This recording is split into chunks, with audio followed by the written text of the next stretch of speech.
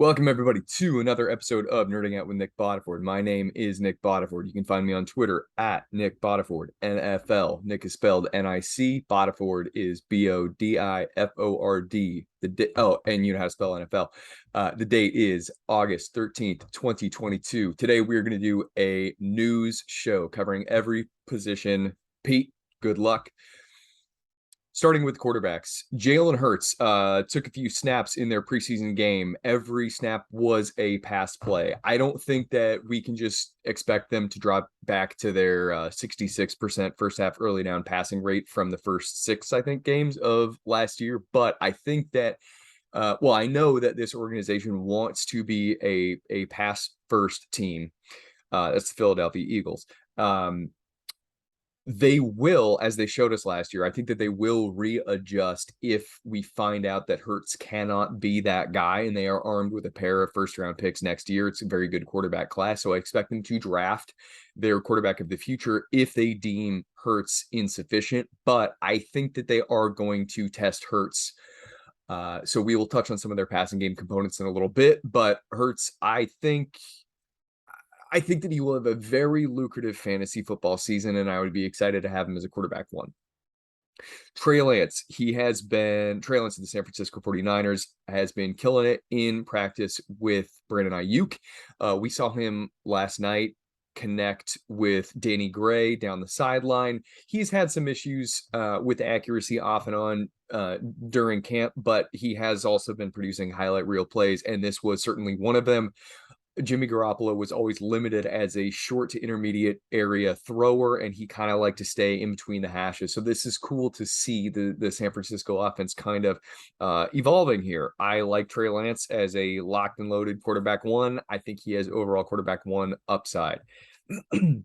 Tom Brady is going to be away from the team, the Tampa Bay Buccaneers, for a little while. We don't actually know what's going on there. It's supposed to be something unrelated to football, and we have been told that this was planned in advance. Don't know if we can believe that. It's Brady, so he'll probably be okay, but this is something to just keep in mind.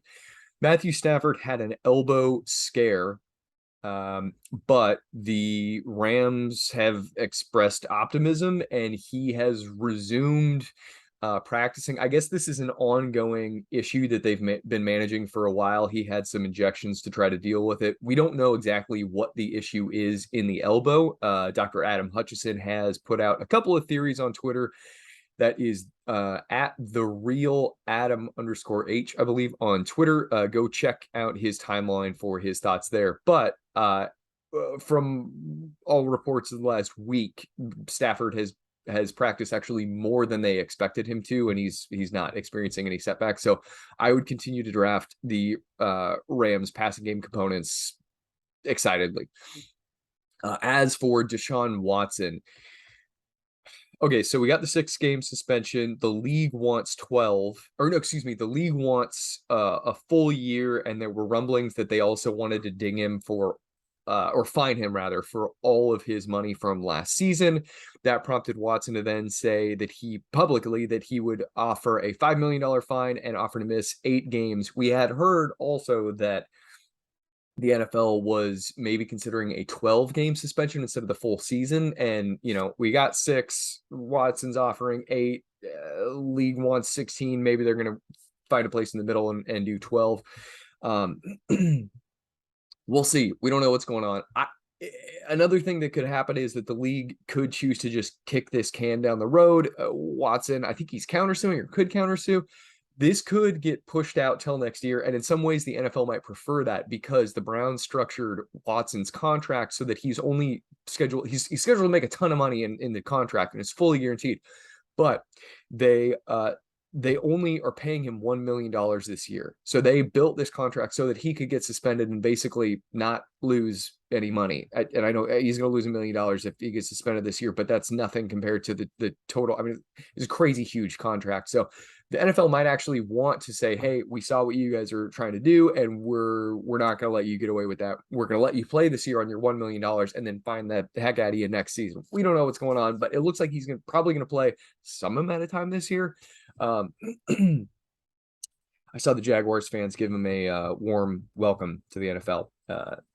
Yeah. Anyway, What to do with Watson? If he's somebody that you want on your team, you can draft him at ADP, and he'll probably return value. If you don't want to draft him, you don't want him on your team, then don't do that. Okay, Chicago Bears. So Justin Fields has the profile of an elite fantasy quarterback. He is an exceptional runner. Last year, they tried to make him play the Andy Dalton quarterback role. It was very stupid, and that's why Matt Nagy and Ryan Pace lost their jobs. The problem, though, is that the new regime, another Matt and Ryan, not Matt Ryan, but anyway, there's some interesting reports about how the coaching staff and the GM were chosen. But anyway, they have not built up the team around Fields. And in fact, they probably have the worst offensive line in the NFL. If it's not the worst, it's bottom 3. And Brandon Thorne, shout out to Brandon Thorne, phenomenal offensive line analyst. He just did a show with Established Run. Go check that out. Educate yourself. You'll learn. Problem with Fields, though, here is that he's going to basically be under duress. Now, that could flush him out of the pocket and lead him to gaudy rushing totals. That would be neat. But it's basically, in the passing core, it's basically downfield guy Darnell Mooney, who's good at that role, but he's not an X receiver, and pass catching tight end Cole Kmet. The problem with Kmet, though, is because of the fact that the offensive line is terrible, Cole Kmet's going to be asked to block more, so that's rough. We'll get to some of the other positions in a little bit, but Fields, he is outrageously boom bust.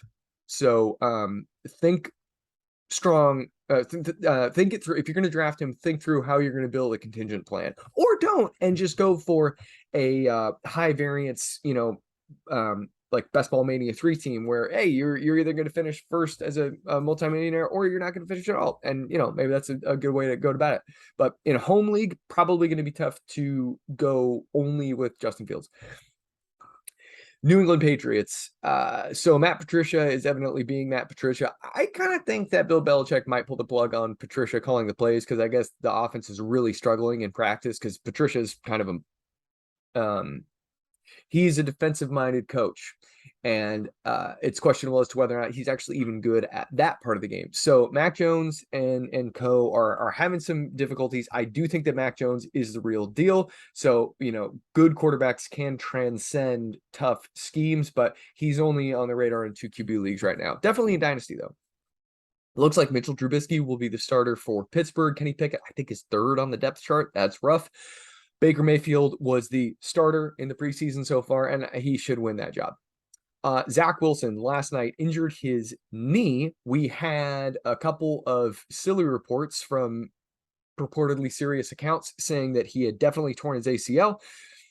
There are some good analysts out there, medically and just generally, who were more level-headed on the Zach Wilson knee injury. Shout out to Jeff Mueller, don't quite know how to say his last name, but Jeff, you did a great job. Zach Wilson did not tear his ACL. He has a bone bruise and a meniscus tear. Could miss, I think it's between 2 and 6 weeks. So the Jets will know who this guy is by the end of the year. They will be able to figure out if he is their quarterback 1 or not.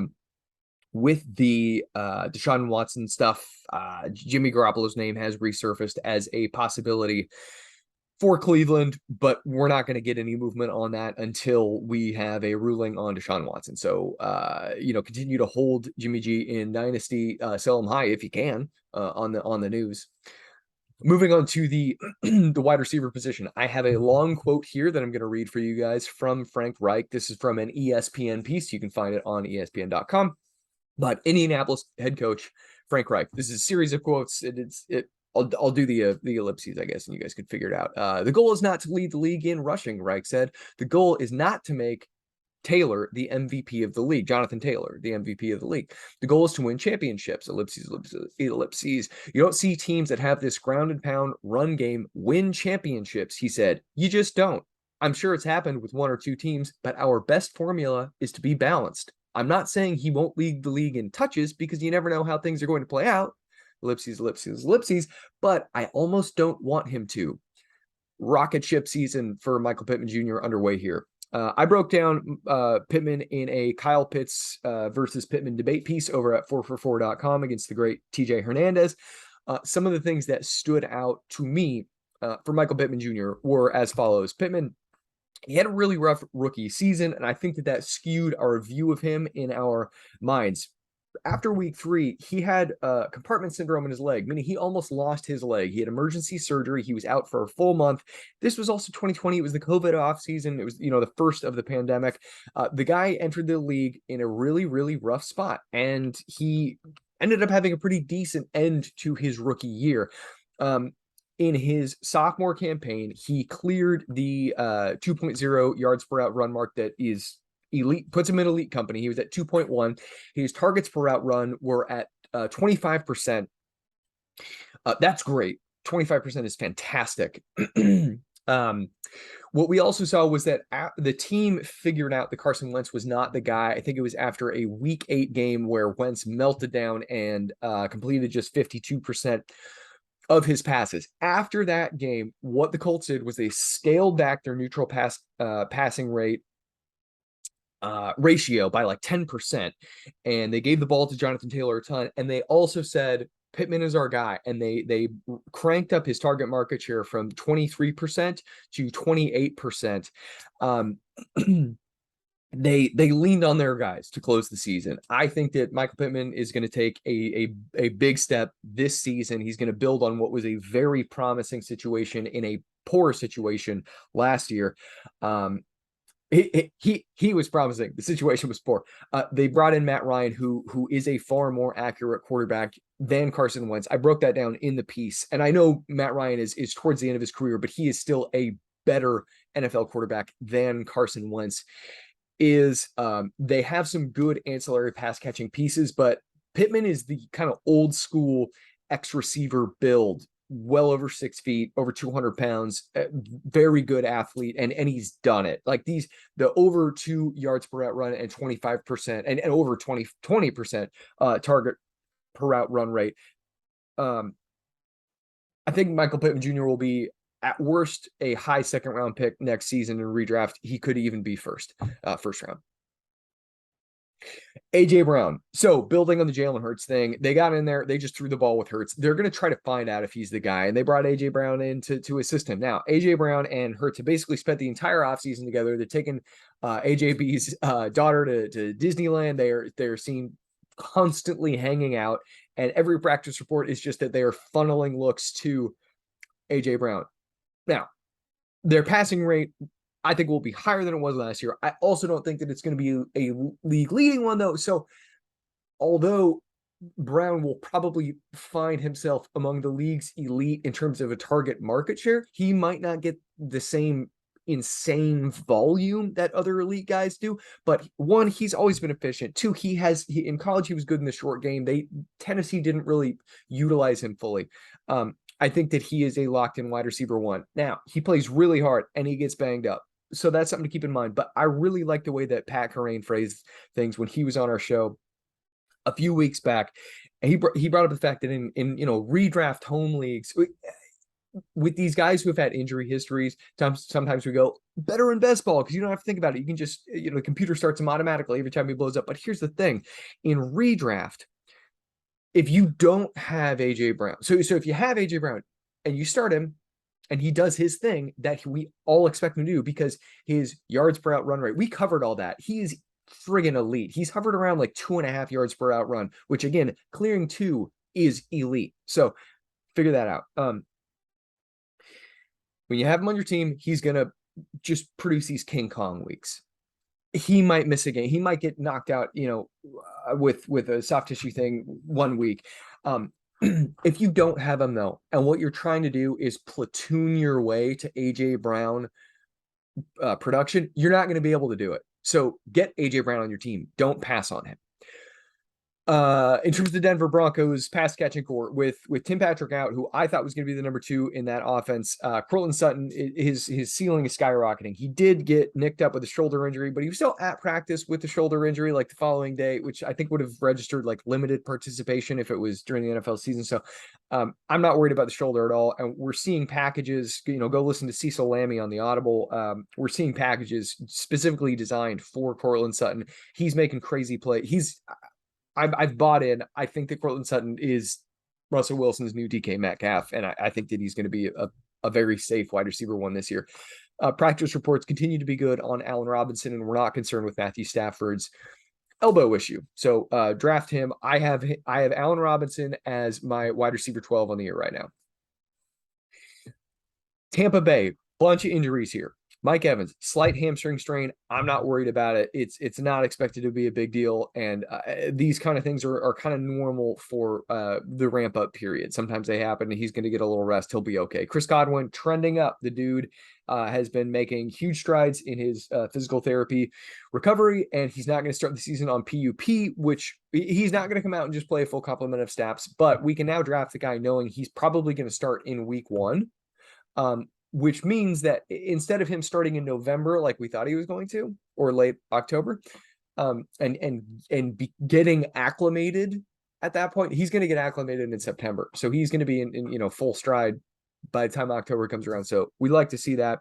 Russell Gage did seem like he had maybe a little bit more of a severe hamstring strain. Didn't look good on the video, but we have to just wait and learn more. By the dip. Basically, that's what I would advise there. If it's a big dip.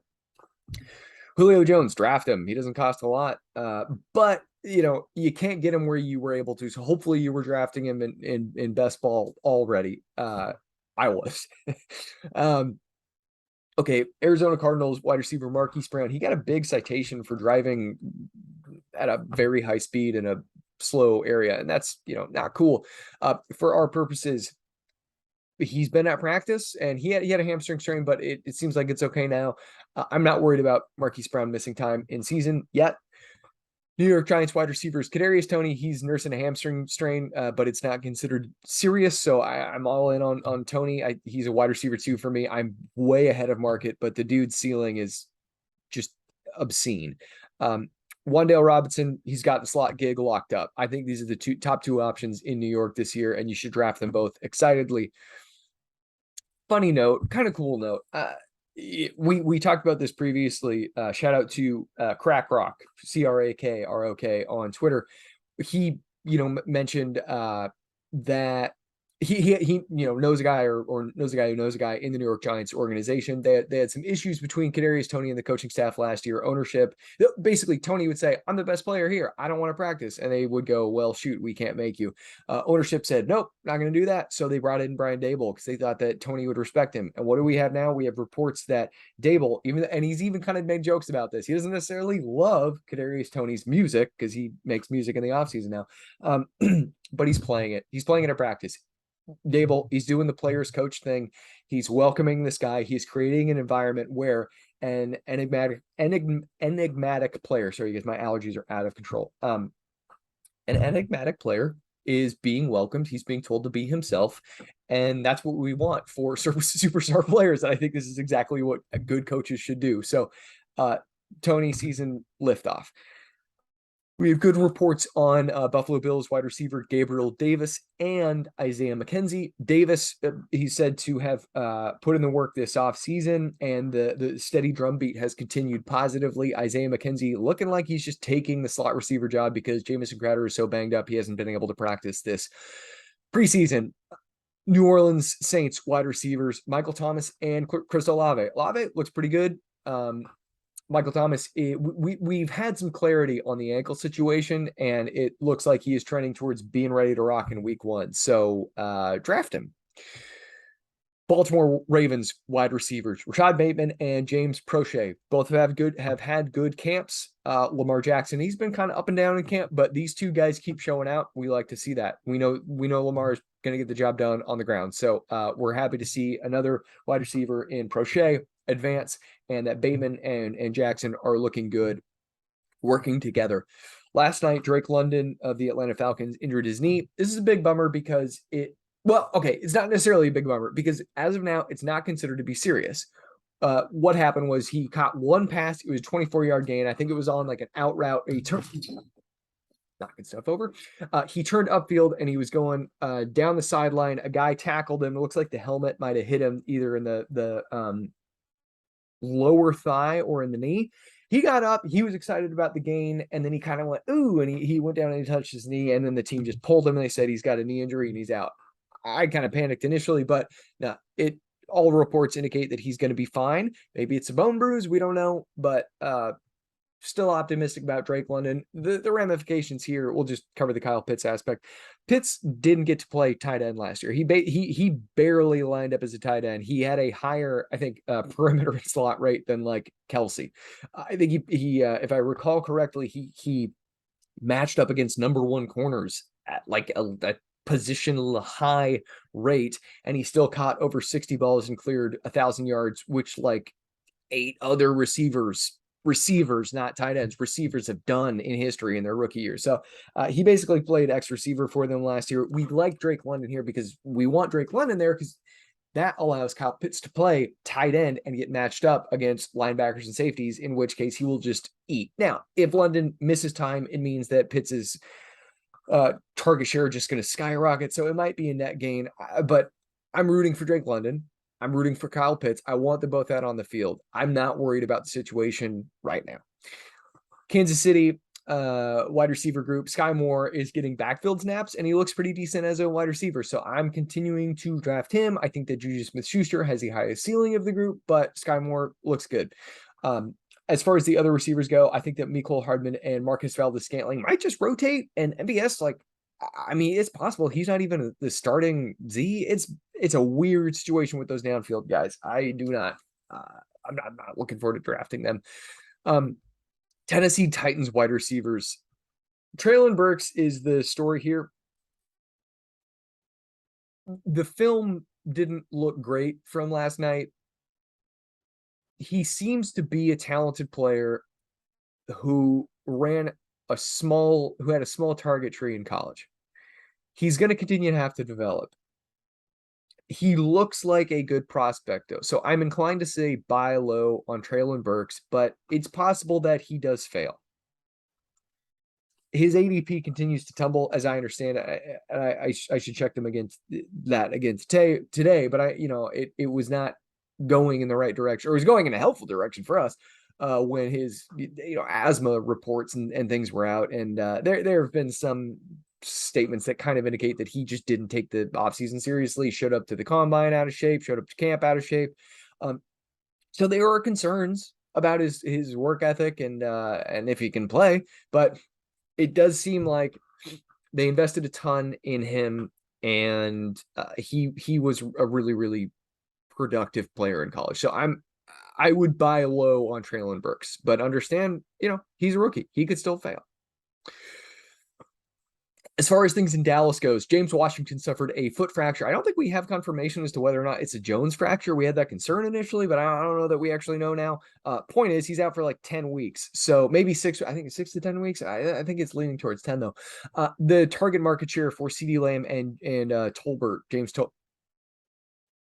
James, what is his first name? Anyway, Tolbert. The target market share is just skyrocketing for those two guys. So, draft the heck out of both of them.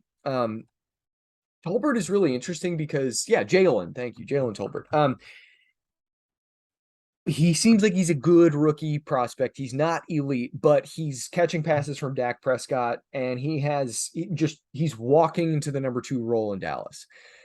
If you can draft him and he has a great week 1, maybe you sell extremely high.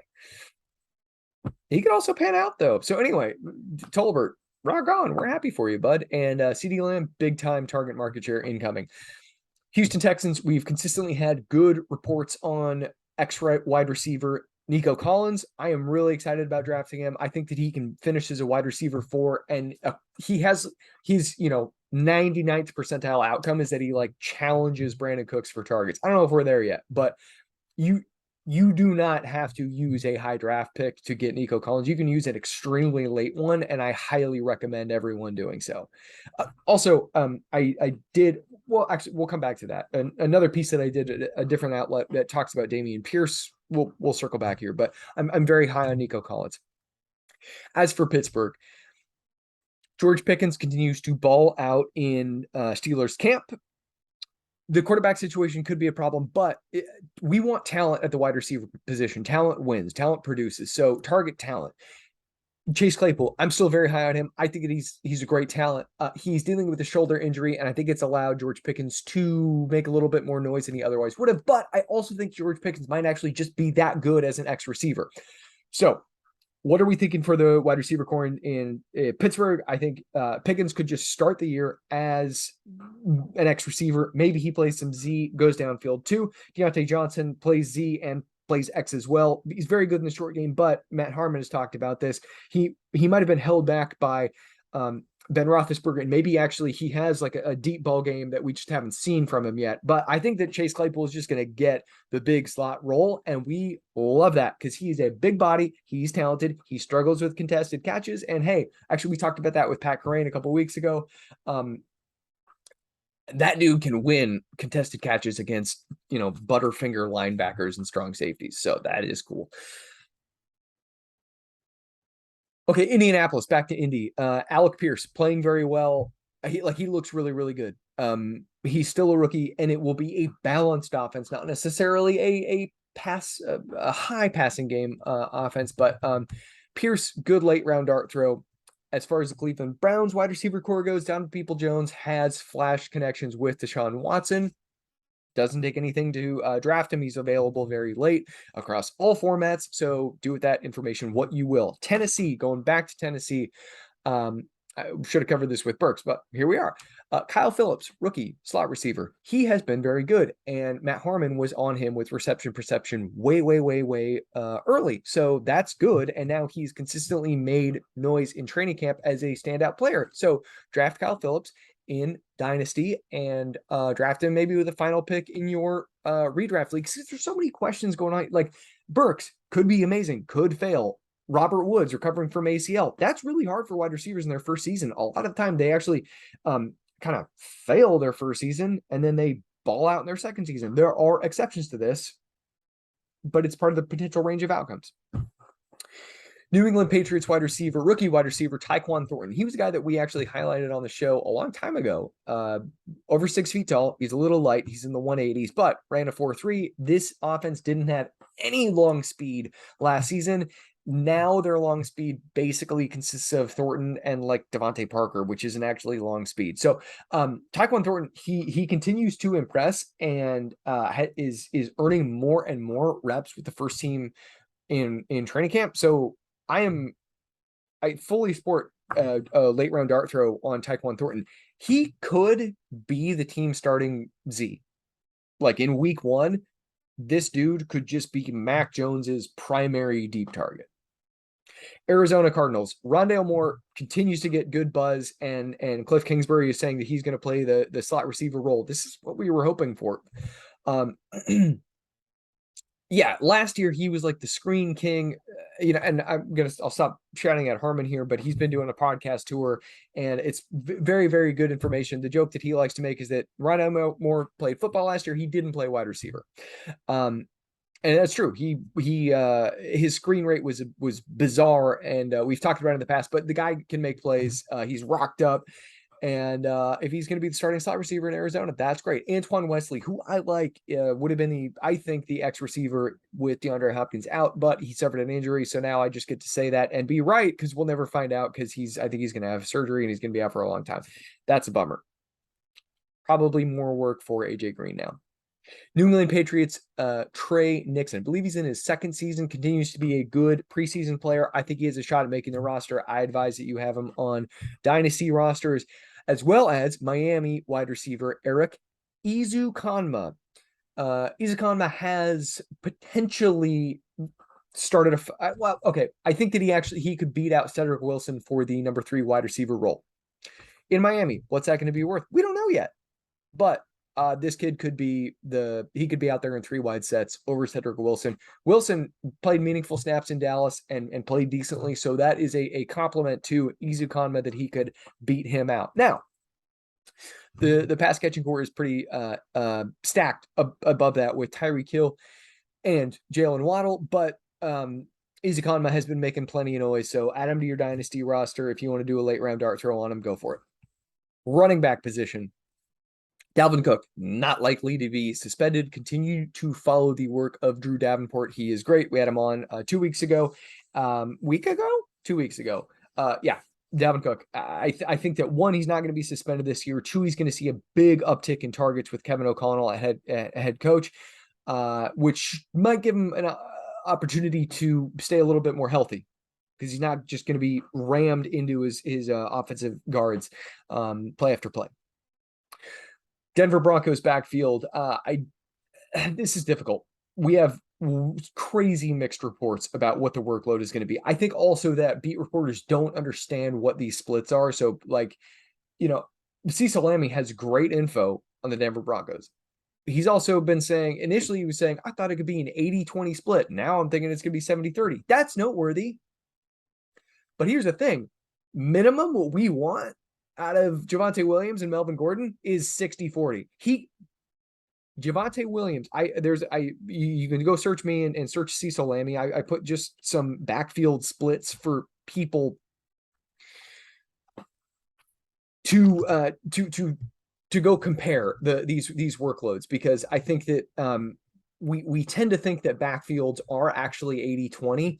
And I'm purely talking about between the first running back and the second running back. If you extrapolate it to all running backs in the backfield, the lead back, it's like 50% of the work, maybe 55. I'm just pulling this up for you guys so I can. All right. Okay. So here are some splits between the running back one and the running back two in a given offense, so you guys can have some context for what we're talking about here in a theoretical split between Javonte Williams and Melvin Gordon. Melvin Gordon, by the way, has a foot injury, not expected to be serious, but just pay attention to that. Splits between Jonathan Taylor and Nyheim Hines. 85% of the rushes goes to Jonathan Taylor, 15% to Hines. 47% of the targets went to Taylor last year. 53% went to Hines. In terms of Ezekiel Elliott and Tony Pollard, Ezekiel Elliott got 65% of the rushing attempts. Pollard got 35. Zeke got 59% of the targets between the two of them. Tony Pollard had 41. Aaron Jones and A.J. Dillon. Aaron Jones had 48% of the rushes last year. Dillon had 52% of the rushes last year. Aaron Jones had 66% of the target share, and Dillon had 34%. So we see with, like, Taylor is this freak crazy outlier upside for rush attempts. But if you look at Zeke, 65%, look at Aaron Jones, 48%. Zeke, 59% of the targets, Pollard 48, 41, Aaron Jones 66 to Dillon's 34% target share. Point is, Javonte Williams can have like 63% of the rushes and hopefully 60% of the targets. And he's like, that is RB1 work. So if you hear someone saying, oh no, he could only have 70% would be like 95th percentile for workload. If he's at 65%, he's still in that locked in running back one workload. So that would be great. So if you hear someone saying Javonte Williams could only get 60 to 65% of the total touches between he and Melvin Gordon, that means that he's getting an RB1 workload. So we love that. Just pay attention to this, because there's a lot of noise around it. And Melvin Gordon, I still think Melvin Gordon is a great late round pick. And I told you all to draft Gordon instead of Javonte Williams last year, and that worked out. I'm telling you this year, draft Javonte Williams. Prioritize adding Javonte Williams over Melvin Gordon. Still draft both of them, though. As far as the New York Giants goes, Saquon Barkley, he just continues to draw rave reviews, and he's 25 years old. The dude could get 300 touches this year. He's in the best offense of his life with Brian Daboll at the helm. He's an RB1. Green Bay running backs, both of them are just going to eat. I think that Aaron Jones is the best offensive player outside of Aaron Rodgers on this team. I think that he can get a huge target share. A.J. Dillon will probably lead the team in total rush attempts. Both of these guys are just going to go crazy, so draft them both. Alvin Kamara, as Drew Davenport has told us, unlikely to be suspended unless the video of him beating up a guy leaks, or if the New Orleans Saints starts tanking. That is your big fear, because if they tank, he could say, I'll take a plea deal and take the suspension this season, and then hopefully the team is better and he has more productivity next year. That is the out there, but I'm drafting Alvin Kamara as a running back 1. Reports continue to say that Travis Etienne looks great. He looked explosive last night as a rusher, and we know that he's a great pass catcher. James Robinson is making a wonderful recovery from the Achilles injury, but again, with what we just broke down with the workloads, Etienne doesn't need 200 carries to be an RB1, which I think he will be. I think that Etienne will be a smash RB1 this year. I think he will blow his ADP out of the water. I think that Etienne can finish as a running back 1 with 150 carries and 100 targets. And I think that he can get there. I think he can hit both of those thresholds. No problem. Draft him. Timeshare in Detroit. The coaching staff recently said that they really like both of these guys, and that's not really a surprise. Hayden Winks was on this a long time ago. Jamal Williams has an infectious personality, and we thought that his ADP might shoot up with Hard Knocks debuting. And that's probably going to happen now.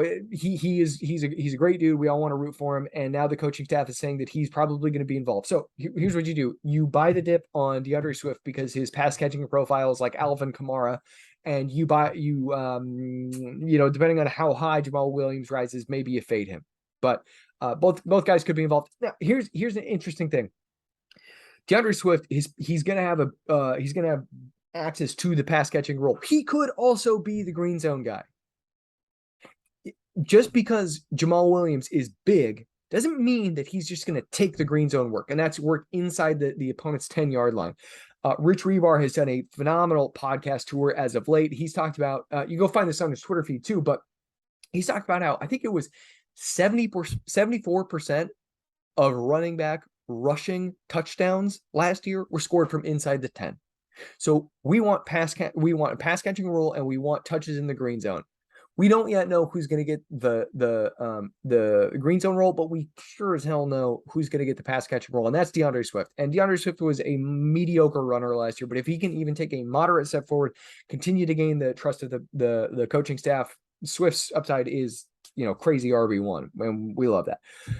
New York Jets running back situation is a little bit unclear. We know that Breece Hall will be the starter and Michael Carter will be the number 2, but Carter was really good last year. He for the workload that he got, Carter could be a thorn in Breece Hall's side. We don't yet know how it's going to play out. I suggest drafting both of them, but understand that Breece, his range of outcomes is very wide. It is low end RB2. I mean, it might even be high end RB3. Like his floor, which is like a good floor, but and his ceiling's RB1. But Michael Carter is good, and the team is not just going to put him on the sideline. So Breece Hall, he's ADP dependent. If you can draft Breece Hall as your running back 3 or flex, that'd be cool. RB2, you can probably do it, but he has paths to not smash for you consistently. Arizona Cardinals backfield, Eno Benjamin and Keontae Ingram continue to get high praise.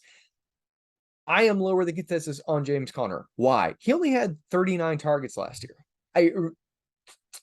That might actually be filtering out uncatchable passes. But the point is, I'll look this up while I'm doing it.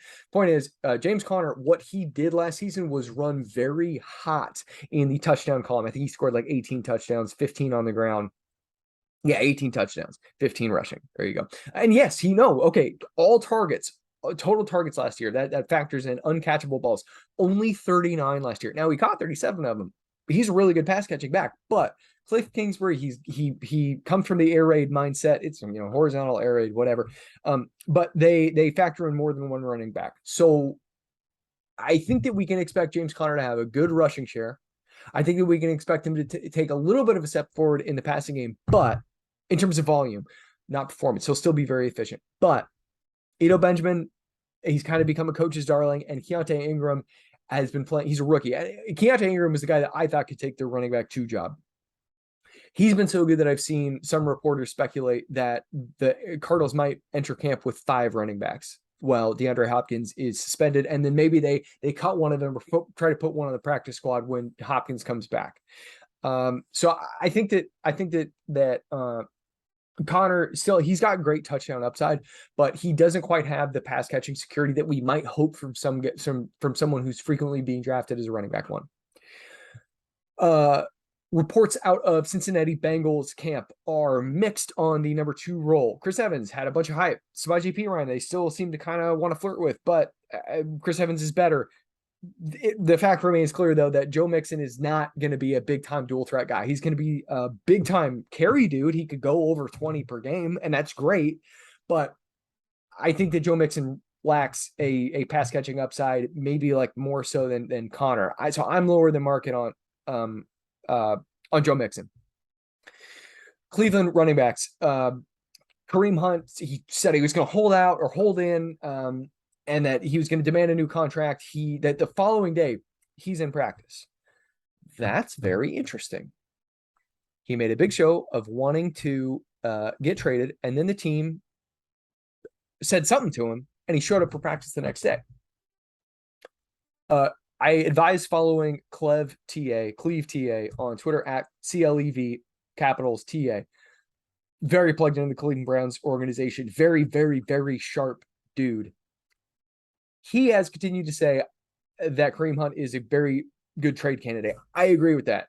He cost the most amount of money of all the Cleveland Browns running backs this year. He's also only under contract 1 year. And if he gets cut or traded, I think it's his total contract can be saved. It's not dead money. It's like 6.5 million. I think, it's my speculation, I think that the Cleveland Browns front office got in touch with Kareem and they said, we will try to find a trade situation for you, but we need you to show up to camp and not cause a media storm because we already have that with Deshaun Watson. So I think you should continue drafting Kareem Hunt at ADP. I counted 12 teams in which he could just be a full-time bell cow. The most exciting one there is the Los Angeles Rams, who was actually not on my list, but I should touch on here. But we'll finish with the Cleveland Browns first. I think Kareem Hunt could end up on another team come week 1. I think that he could smash come week 1. I think that Kareem Hunt could actually be a fantasy RB1 this year. I think that bodes very well for Dearness Johnson. I also think Dearness Johnson could be the guy that gets traded because they basically do the same thing with Dearness Johnson and Kareem Hunt. And last night, Jerome Ford played really, really well. He's a rookie that they drafted. He's a dual threat guy. There's too many cooks here. And I think that the narrative that, oh man, Cleveland just told Kareem Hunt, you get back to practice. I don't think that's right. I think that something is still in the works here. As far as those Los Angeles Rams running backs go, here's the deal. What we already know is that Cam Akers came back really early, and he'll be the all-time success story, or is the all-time success story for running backs who rupture their Achilles. He played really badly last year. Jack Miller did a good job yesterday or 2 days ago on Twitter, bringing up the fact that all of the Los Angeles running backs did really bad during that time that Cam Akers came back because they played really stout run defenses. But that doesn't change the fact that Cam Akers played badly. He did. We have no guarantee that he's going to come back. Come back strong. Dr. Adam Hutchinson, he's optimistic. And he's optimistic because Cam Akers was a freak athlete. He went under 1.51. He went under 1.50 in the 10-yard split in his 40-yard dash. That's crazy. He tested out of this world. So if he loses some burst in athleticism, his current range might be like league average. Might be. It might also be a lot worse. They invested decent draft capital in him. Yeah, they invested that in Darrell Henderson too. Sean McVay has said, we actually have 2 RB1s here. That's how I think of it. And so, what do we do with that? Well, I think that we continue to draft the heck out of Darrell Henderson Jr.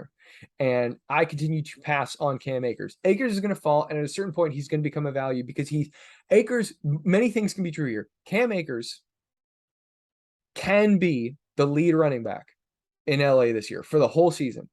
Cam Akers can lead the backfield in touches, both as a rusher and a pass catcher. He can also fail to meet ADP value when he does that. Darrell Henderson can be the number 2 and can exceed ADP value given where each one of them are going. So I'm drafting Darrell Henderson Jr. And I know that Sean McVay likes to use just one guy, but I'm telling you what I'm doing. This is my process. San Francisco running backs. Elijah Mitchell has a hamstring injury, and he's not expected to play up until, I think, week 1. That is a little bit more serious. They could just be wanting to bubble wrap him. He bulked up, and we found out more issues that he played with broken ribs last year. Here's what I'm doing with the San Francisco backfield. I'm just taking pieces here and there. I'm very optimistic about Tyrion Davis-Price, who had a slow start to camp and now is getting really, really, really good practice reports. Big dude. Good decisive runner. He fits the scheme. Trey Sermon also rocked up this offseason, and now he's getting good praise from Kyle Shanahan, and he's getting good media reports, and he's apparently done well as a pass catching back. So, hey, that's great. Jeff Wilson Jr. has also drawn rave reviews, but we already know what Jeff Wilson is. He's a moderate runner that they like in certain situations. He's not that great as a pass catcher. Point is, things are wide open here. We already know that Elijah Mitchell is an elite rusher. Didn't have access to a big-time passing game role. I just draft pieces of this backfield. It is always a lucrative backfield. And I'm just looking forward to all of them. And what I think is going to happen here is that Elijah Mitchell's ADP is going to start to tick down, and then we should draft him more and more and more. Monitor news on the hamstring. New England running backs. Albert Breer surmised that Damian Harris could get traded. He didn't come from anywhere other than just Ramondre Stevenson's looking really friggin' good. Pierre Strong has been a pretty good passing game component as a pass protector and as a pass catching back. But what I want to focus on is just Ramondre Stevenson. Last year, Ramondre Stevenson showed us that he's a very good rusher and he's a very good pass catcher. He's big. He is not a satellite back. He's a big dude. He can do it all. Damian Harris, his contract is up at the end of the season. They have not extended him. They're not showing any signs that they're going to extend him. James White, pass catching back, just retired. What do the Patriots like to do? They like to trade guys ahead of their final season to try to recoup some value. Damian Harris could get traded this offseason, but when we compare him and Damian Harris could get traded this preseason. When we compare Harris and Ramondre Stevenson, this is what we have. Harris might be a superior rusher, but Ramondre, very, very, very good as a rusher. Far superior as a pass catching back. We have a rookie in Pierre Strong, who's a very good passing game component. What could 2022 look like? It could look like Ramondre Stevenson leads backfield and carries. Damian Harris is out. They trade him. And Ramondre Stevenson gets passing game work with Pierre Strong cycling in frequently in the passing game. We could also see Harris and Stevenson split passing or rushing game duties with Stevenson operating as the primary James White guy. Pierre Strong cycles in from time to time. The ADPs are not hard, right? They're not expensive. I like all of these dudes. Ramondre Stevenson is my favorite one to draft, and because he has the highest ceiling, because he's a very good rusher, he's a very good pass catcher. He's already proved that, and he's under contract for 3 more years. That's the guy who I want to put a chip on. Pierre Strong, dynasty, do it. Yes. Damian Harris, yes, because similar to Kareem Hunt, he could get traded and he could go somewhere and he could pile up 230 carries. Buffalo Bills backfield. James Cook continues to draw good. He's getting very, very good practice reports. They've shown he's been showing that he has burst. He has long speed. He was a very good rusher. Shoot, I wish I could cite this source. I can't. I'm blanking on who it was that was talking about this. I will cycle back to this in a future podcast and reference. Oh, it was a PFF show. It was Dwayne McFarland and Ray GQ. Ray GQ was their guy that they had on. And Dwayne, Ian, and they had Ray on the show. They talked about James Cook. Cook was the number one back on perfectly blocked plays last year in college. I think he gained like 9 yards of carry on perfectly blocked plays. Ray did not have him as a highly rated running back, but he had him as the best pass catching back in the backfield. Dwayne has already done a phenomenal job breaking down the fact that when Alvin Kamara crushed it as a running back one, as a rookie, he only had like 27% of the Saints rushes. I know Josh Allen doesn't throw to running backs, but he's never had one that he could throw to. Devin Singletary is one of the worst pass catching backs in the NFL. We've seen plenty of guys, and I've already gone at it with Pete on Twitter about, will Russell Wilson throw to pass catching running backs? Cam Newton didn't throw to running backs very often, and then he got Christian McCaffrey, and he made him the team's leader in targets for the first 2 years of Christian McCaffrey's career. Okay, good quarterbacks will do good things. with good players. That's James Cook. Zach Moss might still be a rushing game factor, but I think that's just going to hurt Devin Singletary more than anything. If you're concerned about James Cook's size, Harditz has already covered this a bunch. He's only 4 pounds lighter than Devin Singletary. And yeah, he's like an inch taller or whatever, but James Cook, draft the hell out of him. I think he's a running back too. I think it's going to be a fun year. J.K. Dobbins of the Baltimore Ravens. He's making great progress. He's probably going to start week 1. We didn't think that was going to be the case because he had a multi-ligament injury, but he's trending towards that. I mean, maybe it's week 2, but he's looking good. Gus Edwards is behind schedule, probably going to start the year, not playing week 1, maybe even starts on PUP. That's a big bummer. Draft Tyler Beatty, rookie running back as insurance, or as a guy who could potentially be a 10-touch rusher in week 1, or even the starter if J.K. Dobbins is not ready to go. As far as Houston backfield goes, I broke this down for 4 for 4. It's called a camp battle, position battle. Look up my name, look up Dameon Pierce, look up Houston Texans running backs. What I like about this backfield is this: Pep Hamilton has been promoted to offensive coordinator. Hamilton comes from the West Coast scheme. That West Coast scheme highlights quick hitting, efficient passes with play action shots. They oftentimes feature a dual threat running back 1. Now, sometimes they will do committees when the personnel commands it. Think Ahmad Bradshaw in Indianapolis a couple years back when Pep was working there. But they really like to have one do-it-all guy. Matt Forte comes to mind. Stephon Taylor back at Stanford. I think I got some names in that article. You can go check them out or just look up Pep Hamilton's history. Point is, they like doing just having one big bell cow guy. Dameon Pierce continues to just the drumbeat is nonstop on this dude as just a killer in practice. Rex Burkhead is complimenting him. He's talked about how when Pierce asks him questions, it's not about what's my assignment. It's like, hey, I want to talk about route running technique on this specific thing. Pierce is already ahead of the game. I understand that his draft capital was only a 4th round pick, but his competition is a 32-year-old Rex Burkhead who had a concussion and an ACL tear over the last 2 years. ACL tear and 2 hip inguinal strains. I don't think that he had a concussion. But he's 32 years old. Marlon Mack, he's coming off the Achilles tear. If he's successful this year, then he will maybe be the most successful running back coming off an Achilles tear ever. But the point is, he was god awful. I'm sorry. I liked Marlon Mack in Indianapolis, but he was terrible last year. And they only gave him like 28 carries on the whole season. And, there was all this stuff about how he's looking great. It's that injury so impossibly hard to come back from. And Mack was not an elite rusher before that. So they could start it with a timeshare. I'm in on Dameon Pierce as finishing this season as a running back too. I think he can get 14 carries and 4 targets. I think that can be his average. And I like Davis Mills. Okay, Dallas Cowboys running backs. Ezekiel Elliott, he's old and he's just going to get the volume and he's not going to be an efficient rusher really anymore. And the offensive line isn't really what it once was, but it's still good. Tony Pollard, though, is like their most explosive player on the offense, and he's getting slot reps. We hear this every year that running backs line up in the slot. It never friggin' works out. This is a situation where it actually might. And I'm not saying that he's going to be the full-time player, but James Washington's injury, they're going to start with 2 decent receivers and a tight end for this passing game. It's possible that Tony Pollard actually gets put out there in like a receiver role. He played receiver some in college. They use at Memphis. Draft Pollard. His paths to failure are few and far between. Kansas City backfield. So what's going on here? So Isaiah Pacheco, I think he came in as the number 2 back in preseason action this week. CEH started, then Pacheco came in. Ronald Jones just seems like he's trending down. Jerick McKinnon, he was great in the playoffs last year as a pass catcher and somewhat as a rusher. He's getting old, though. It's like, this is kind of one of those like throw your late round darts because no one has a high ADP.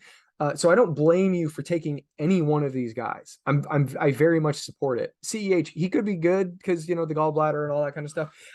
But the fact of the matter is CEH has not shown us a lot. Ronald Jones is only good as a rusher. Oh shoot. One thing I wanted to mention with Dameon Pierce, in Houston, he was a good pass catching back. He was a good pass catching back and he was a good pass protector. He has his weakness in pass pro is that he likes to light guys up too much and sometimes won't use his hands, but he's been making strides in camp. So I think he's a real deal. What's going on with IJ Pacheco? He's getting a bunch of good press. And he looks. Jetpack Galileo was making fun of him because he looks a little stiff as a runner, and yeah, but it's a good situation, and he's a pretty good athlete. So throw your darts. Philadelphia Eagles draft Kenneth Gainwell. Dude could take pass catching and green zone role, and Miles Sanders could just be relegated to between the 20s rusher. He's had some bad practice stuff about how he's like fighting the ball in the air when he's trying to catch it. Sanders is a good rusher, and he might work out on a different team at some point. And his ADP is not high, so you can take Sanders too. But I think that I was not on Kenneth Gainwell last year. I think he's the guy to have this year. Seattle running backs. So neither one of them are going to pass. Last year, the Seattle Seahawks, their pace, their total plays per game were bottom of the barrel. They're not going to increase that without Russell Wilson. They don't throw to running backs a lot because they don't have a lot of good pass catching running backs. That's not Rashad Penny. There have been some things about Kenneth Walker that he's a good pass protector. Okay, great. We haven't heard good reports about him catching passes yet. This team barely going to run any plays, going to have 2 running backs, going to have a carnival, a merry-go-round, whatever, at quarterback. They've got 2 elite wide receivers. We're just talking about guys who are going to be getting rushes between the 20s. And as I said earlier from Rich Rebar, over 70%, 74%, I think, of the running back rushing touchdowns come inside the green zone. They're not going to get there very often. So draft one of these guys if you want to, because their ADP is low, but like what you might just get is a rotational 12 carry backfield that just runs between the 20s and looks good doing it. Tough for me to buy in here. Zamir White and Amir Abdullah are probably the running backs to draft in Las Vegas. Zamir White looked very good. Josh Jacobs is just kind of flaming out. And Amir Abdullah has apparently won the James White role in the new Josh McDaniels offense in Las Vegas. That could be lucrative in full point PPR format. Already talked about Dearness Johnson. Okay, Chicago Bears running backs. David Montgomery is taking snaps on special teams. Yay! This team is just it's in a bad place, and Treston Ebner is playing well as pass catching running back. Khalil Herbert, we already know that he's a good running back. David Montgomery is like the quintessential dead zone running back right now. I wouldn't draft him, even if there's a fire. It's rough. I would throw a dart on Treston Ebner, and Karain likes him too. You could throw a dart on Khalil Herbert, but terrible offensive line. They're not going to move the chains very well. It's a rough situation. Ebner could just get outlet passes. He's a good like 0 RB in a full PPR format. In Miami, Chase Edmonds, he's a great pick. He's being underdrafted, and I think he can be a running back too as the Miami starter. Sony Michel looks like he might be separating as the number 2 back there. Myles Gaskin probably getting cut. We talked about this earlier. Mike McDaniel brought in 3 former starters in Edmonds, Michel, and Raheem Mostert. Mostert looks dynamic as always, but he's a run centric guy, and he's like 31 or shoot, I should look that up. He's pretty old already. He's 30. Mostert's already 30. So yeah, Sony Michel is a fine late round pick. Last but not least, the tight ends. We only got a couple here, Pete. Don't worry. Las Vegas Raiders, Darren Waller, he's got a hamstring injury, but it's not expected to be serious. He's had that before in the preseason, and he's just, crushed it in season. So I'm not sweating this. And if Darren Waller's ADP drops, then just draft him. Robert Tonyan, ACL recovery status, I guess is still kind of up in the air. I really like him because I think that he can take on a big time target role. Shoot. There we go. We got to go back to the Green Bay Packers wide receivers. Okay, so Tonyan is good tight end. He's recovering from ACL, and the recovery is going like kind of just as it should be. So he might start the season a little bit slow, but I think he could eat in the red zone, and we're all looking for anything at tight end. So just keep his name in your mind. As far as the wide receivers go, Christian Watson, he's a rookie, and he played at a small school that ran the ball a lot, and he got hurt, and now he's not going to play in the preseason. That's a recipe for failure. He could still be good, but like the odds that he is, or that he will have a fruitful rookie season, are very low. Allen Lazard is a bad wide receiver. And I know that he has some love at NerdBall, but here's the fact of the matter.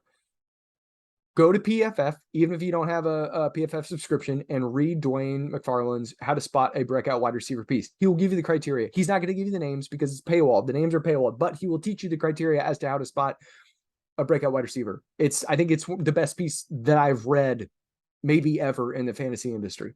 Allen Lazard barely checks any boxes. It is rare that a fifth-year wide receiver whose best fantasy finish is a wide receiver 4, a back end wide receiver 4. It's rare that they will finish in the top 36. It's even more rare that they will finish in the top 24, and it is unheard of nearly that they will finish as a wide receiver 1. Lazard is just not that good. With projectable volume, chasing projectable volume is fool's gold. If someone can't garner targets for years, it's because they're not good. And we have talked about how the Green Bay Packers have never had anyone behind Devontae Adams. And there are a lot of passing yards and a lot of targets that go around behind a number 1 wide receiver. So I'm not optimistic on Lazard. Now, if his ADP, it just, is like 15th round, okay, sure. But he's not going to separate as number 1 receiver. Dubes, man, that kid is he can play. The drumbeat is steady as hell, and part of that drumbeat is coming from Aaron Rodgers. Aaron Rodgers, he usually doesn't even say rookie players' names in the preseason. He only addresses them even to the media. He only calls them by their numbers. He's talking about Dubes. Like, I understand that Dubes, his draft capital is low. He, whatever. Like, this dude, he was quietly productive in college. I think that Romeo Dubes can lead this team in targets. That's what I think. And his ADP is shooting way the heck up. But his last 2 seasons at Nevada, caught 58 passes for 1,000 yards, 9 touchdowns, caught 80 passes for 1,100 yards, 11 touchdowns. Home league season's coming up. People probably aren't going to even know who the dude is. I think that Dubes is a very good late round dart throw. Okay, back to the tight ends. Arizona Cardinals tight end Zach Ertz has a calf strain, not expected to be significant, but note it because he's old and they drafted last year's MFN Mackey Award winner Trey McBride. New Orleans Saints Taysom Hill. Dude is evidently going to go back to playing the jackknife role. He's going to be a quarterback. He's going to be a running back, wide receiver. He's going to be tight end. If you can start him as a tight end, that's a cheat code. And it might not be as lucrative as it was in years past, but they're saying that he's going to get that same treatment. So draft Taysom Hill very, very, very late. And he's got a rib injury, but he's expected to be okay. Baltimore Ravens tight end Isaiah Likely, and Tampa Bay Buccaneers tight end Cade Otton. These are 2 rookies, and these are the last 2 we're going to talk about today. Likely's played very well. I think Lamar's calling him like mini Mark or something like that, Mark Andrews. Draft him in Dynasty. If you have a crazy, huge roster in redraft, okay, that's fine too. Cade Otton, though, has access to the starting tight end role in Tampa Bay. It's hard for rookies to produce. It's really hard. We're talking about Tom Brady. There's some injuries in the wide receiver core. Cade Otton, definitely roster him in Dynasty. And, maybe he gets a post by a rookie bump. I'm not telling you that he's going to be a tight end 1, but Cade Otton, he's competing with Cam Brate, and Cam Brate hasn't been good in a few years, and he was kind of also like never good. He's just sort of a good separator sometimes in the green zone, but now he's years older than that. And he didn't do anything with Rob Gronkowski out of the lineup last year. So Cade Otton, there you go. All right. I'm going to go enjoy my Saturday, going out in the middle, and we're going out in the woods. I hope everybody else gets to go out in the woods and have some fun, touch some grass as Harden says. And have yourself a good one. Hit me up on Twitter at Nic Bodiford NFL. You can find my podcast here, my rankings at nerdballff.com. You can find written work of mine at 4for4.com. The 33rd team, I got a piece coming out with them soon, and maybe some other outlets. We will see. Thanks for listening.